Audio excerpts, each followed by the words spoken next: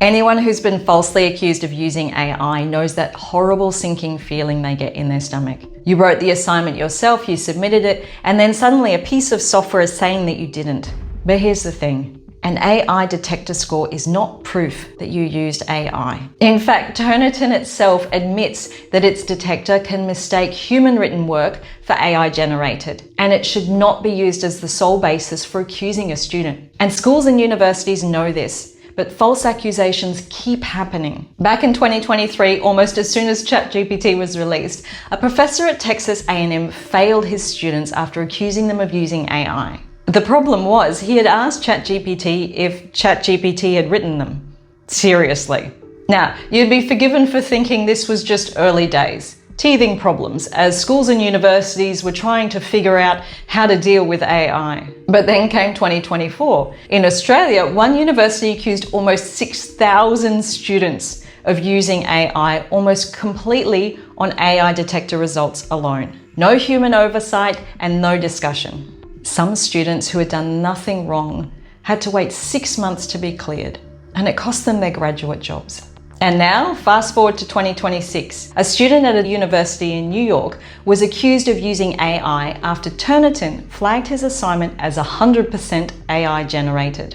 He denied it, the university rejected his appeal, and his family took them to court, and they won. But it cost them 6 figures in legal fees, something few innocent students can afford. So if you ever receive one of these accusations, what you do next matters. The process is simpler than you might think, but there's evidence to collect, a way to handle it, and one mistake that can make fighting an accusation almost impossible. So what should you do if you're ever falsely accused of using AI? The first step is to collect evidence, and there are 2 types of evidence we need. The first evidence is about the accusation itself. Before you can defend yourself, you need to know what it is exactly they're claiming happened. What AI detector did they use? What specific sections did it flag? Was a human involved in reviewing your work?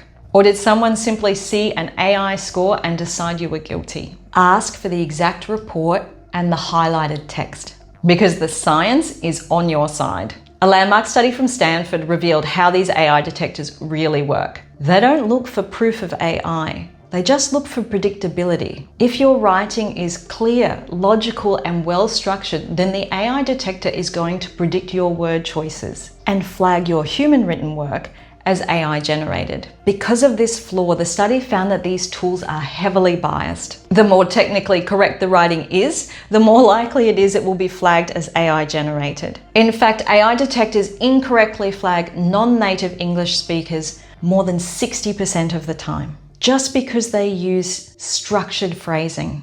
You aren't dealing with a smart detector, you're dealing with a flawed algorithm that mistakes clarity for automation. Knowing that gives you real ground to stand on. But let me show you one more piece of evidence that's often missed. Your institution's own policy. Because your school or university already has rules in place on how AI detector results can be used.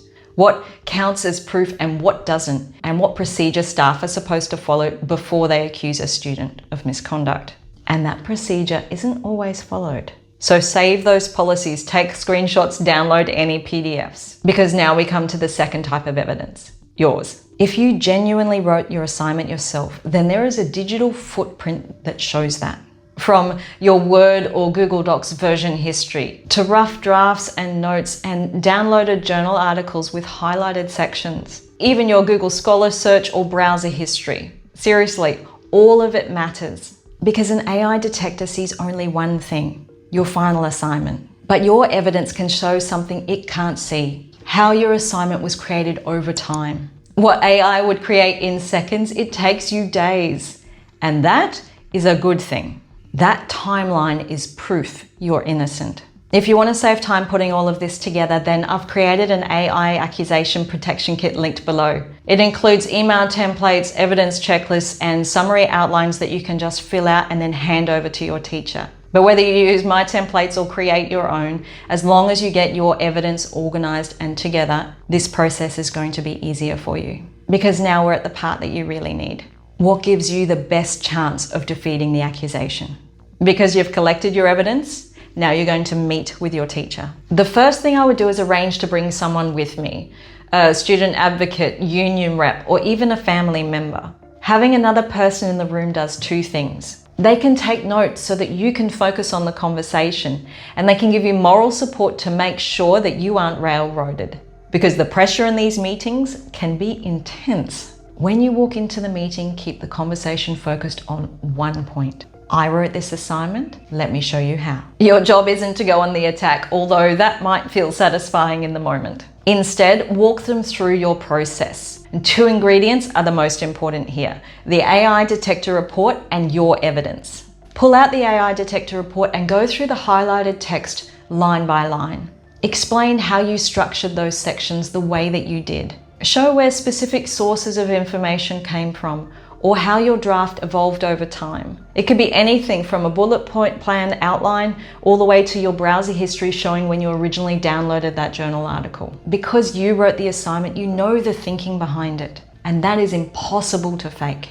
But don't do this over email. Use email only to organize the meeting, to schedule it. Keep it simple and professional. If you send a 3-page defense over email, all it's going to do is make your teacher defensive and less receptive to you. The meeting itself is your opportunity. Put everything on the table. You wrote it and you can prove it.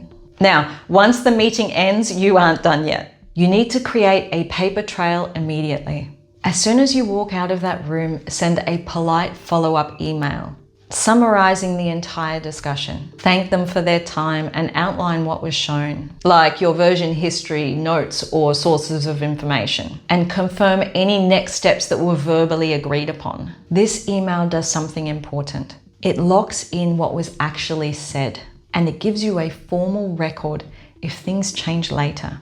I would also make sure you add to your email that you receive a read receipt. So when your teacher opens that email, you get an email back saying that has happened. Because if your teacher refuses to drop the accusation, or if they ignore your evidence, that's when you escalate. But do it step by step. At school, it usually means going from your teacher to the head of department and then on to your vice principal and principal, unless there's a formal appeals process in place. At university, it moves from the lecturer, TA, or tutor onto the course coordinator and then onto the head of school. From there, if necessary, you can move into a formal appeals or ombudsman process.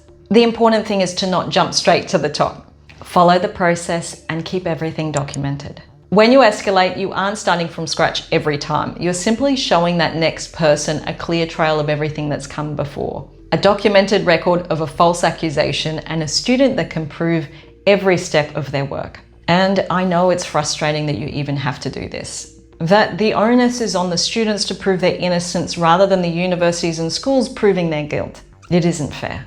And because it feels so unfair, and because the stress is so overwhelming, there's one critical mistake many students make. And that mistake can make an accusation almost impossible to fight. Admitting to something you didn't do. When you're backed into a corner defending yourself, some institution policies are specifically designed to push you into a confession. In fact, internal documents from one university show how they explicitly teach staff to press students for admissions of guilt, even if they're innocent. From appealing to their sense of integrity to their fear of punishment, with punishment being their preferred option. Losing grades, failing subjects, and permanent marks on academic records. Nothing is off the table. In fact, an ABC investigation revealed that students were being offered effective plea bargains, accepting lower penalties or mark deductions to make the problem go away. It can be so tempting to sign that paper, accept the lesser penalty, and end the stress. Don't do it. Signing an admission of guilt or accepting a plea bargain for work that you wrote yourself creates a permanent record of academic misconduct that follows you. It wipes out all of the evidence that you collected and validates a broken system. It can cost you in later assignments, graduate positions, and even jobs. You wrote the assignment. You have the proof. All they have is a statistical guess from an unreliable software. Stay calm and stand your ground. I'm Dr. Teresa Orr. I'll see you in the next video.